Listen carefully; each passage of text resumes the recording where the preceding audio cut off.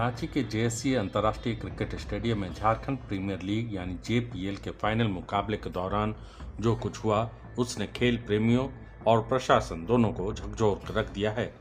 Cricket के रोमांच को देखने पहुंचे हजारों दर्शकों के लिए यह शाम अचानक अफरा तफरी और दहशत में बदल गई। स्टेडियम के बाहर मची भगदड़ में कई लोग घायल हो गए, जबकि दर्जनों लोगों को मामूली चोटें आई हैं। अब इस पूरी घटना को लेकर भीड़ प्रबंधन, सुरक्षा व्यवस्था और आयोजन की तैयारियों पर गंभीर सवाल उठ रहे हैं। मंगलवार शाम रांची के जेएससी स्टेडियम में झारखंड प्रीमियर लीग का फाइनल मुकाबला खेला जाना था। फाइनल मैच को लेकर क्रिकेट प्रेमियों में जबरदस्त उत्साह था। दोपहर से ही बड़ी संख्या में लोग स्टेडियम पहुंचने लगे थे।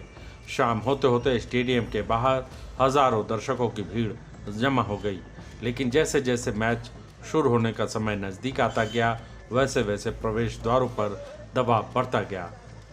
चश्मदीदों के मुताबिक दर्शकों को मुख्य रूप से नॉर्थ गेट में एंट्री दी जा रही थी। हालांकि स्टेडियम में कई प्रवेश द्वार मौजूद थे, लेकिन भीड़ के अनुपात में पर्याप्त गेट नहीं खोले गए। इसके अलावा सुरक्षा जांच की प्रक्रिया भी काफ़ी धीमी थी। लंबी लंबी कतारों में खड़े लोग घंटों अपनी बारी का इंतजार कर रहे थे। पीछे से लगातार भीड़ बढ़ती जा रही थी, जबकि आगे बढ़ने की गति बेहद धीमी थी। इसी दौरान स्थिति तनावपूर्ण होने लगी, लोगों में बेचैनी बढ़ने लगी और धक्का मुक्की शुरू हो गई। बताया जा रहा है कि जब भीड़ ज़्यादा बढ़ गई तो कुछ लोगों को नॉर्थ गेट से हटाकर साउथ गेट की ओर जाने के लिए कहा गया। इससे भ्रम की स्थिति पैदा हो गई। हजारों लोगों के बीच अचानक दिशा बदलने की कोशिश ने हालात को और ख़राब कर दिया। कुछ ही मिनटों में अफरा तफरी मच गई और भगदड़ जैसी स्थिति बन गई। चश्मदीदों के मुताबिक लोग एक दूसरे के ऊपर गिरने लगे। महिलाएं, बच्चे और युवाओं को सबसे ज़्यादा परेशानी का सामना करना पड़ा। कई लोग भीड़ के दबाव में नीचे गिर गए। खुद को बचाने के लिए लोग इधर उधर भागने लगे। इसी दौरान स्टेडियम के बाहर लगी लोहे की बैरिकेडिंग टूट गई। कुछ स्थानों पर भी गेट क्षतिग्रस्त हो गए। भगदड़ के दौरान लोगों की चप्पलें और जूते घटनास्थल पर बिखर गए। घटना की गंभीरता का अंदाजा इसी बात से लगाया जा सकता है कि कई लोगों को अस्पताल पहुंचाना पड़ा। शुरुआती जानकारी के अनुसार कम से कम 8 लोग गंभीर रूप से घायल हुए।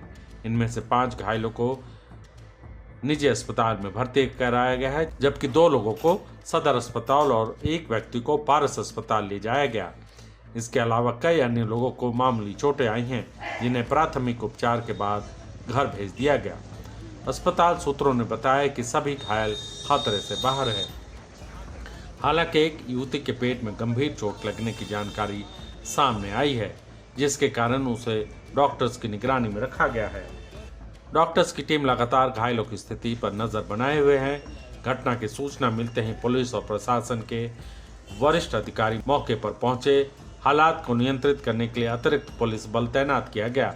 काफी मशक्कत के बाद भीड़ को नियंत्रित किया जा सका, लेकिन तब तक कई लोग घायल हो चुके थे और आयोजन की व्यवस्थाओं पर सवाल उठने लगे थे।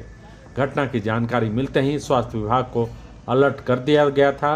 108 एम्बुलेंस सेवा को तुरंत सक्रिय किया गया और देर रात तक लगातार एम्बुलेंस स्टेडियम और अस्पतालों के बीच संचालित होती रही। झारखंड के स्वास्थ्य मंत्री डॉक्टर इरफान अंसारी ने भी घटना पर प्रतिक्रिया दी है और कहा है कि जैसे ही उन्हें भगदड़ की सूचना मिली, स्वास्थ्य विभाग को तुरंत सक्रिय कर दिया गया। इस घटना के बाद सबसे बड़ा सवाल ये उठ रहा है कि जब फाइनल मुकाबले में बड़ी संख्या में दर्शकों के पहुंचने की संभावना पहले से थी, तो भीड़ प्रबंधन के लिए पर्याप्त इंतजाम क्यों नहीं किए गए। दर्शकों का आरोप है कि स्टेडियम में प्रवेश के लिए 4 गेट मौजूद होने के बावजूद केवल एक गेट का इस्तेमाल किया गया। इतना ही नहीं, जब भीड़ बढ़ने लगी तो प्रवेश प्रक्रिया धीमी हो गई, जिससे लोगों में नाराजगी बढ़ गई। कई लोगों का कहना है कि स्टेडियम के अंदर पर्याप्त जगह मौजूद थी, लेकिन बाहर लोगों को लंबे समय तक रोक के रखा गया। यदि समय रहते सभी गेट खोल दिए जाते और पर्याप्त सुरक्षा कर्मियों की तैनाती की जाती, तो शायद ऐसी स्थिति पैदा नहीं होती।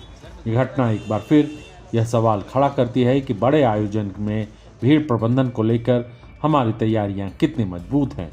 खेल प्रतियोगिताएं लोगों को जोड़ने और उत्साह बढ़ाने का माध्यम होती है, लेकिन यदि सुरक्षा और व्यवस्था पर पर्याप्त ध्यान न दिया जाए तो यही आयोजन हादसे का कारण भी बन सकते हैं। बायोम इंस्टीट्यूट नीट की तैयारी के लिए एक भरोसेमंद नाम। यहाँ अनुभवी फैकल्टी, स्मार्ट क्लासरूम और बेहतरीन टीचिंग मेथड से स्टूडेंट्स को मिलती है मजबूत तैयारी। यहाँ हर स्टूडेंट को मिलता है पर्सनल गाइडेंस और डाउट क्लियरिंग का पूरा सपोर्ट। नीट 2027 और 28 के लिए फेज 2 बैच 30 अप्रैल से शुरू हो रहा है। आज ही बायोम इंस्टीट्यूट से जुड़े और अपने डॉक्टर बनने के सपने को दे सही दिशा। बायोम इंस्टीट्यूट सिर्फ मेडिकल प्रिपरेशन का संस्थान। रॉयल इंडिया में आपका स्वागत है। भारत के सबसे विश्वसनीय सोलर मोटर पंप और एमपीपीटी कंट्रोलर निर्माता रॉयल इंडिया का high performance movable trolley solar water pumping system प्रस्तुत है।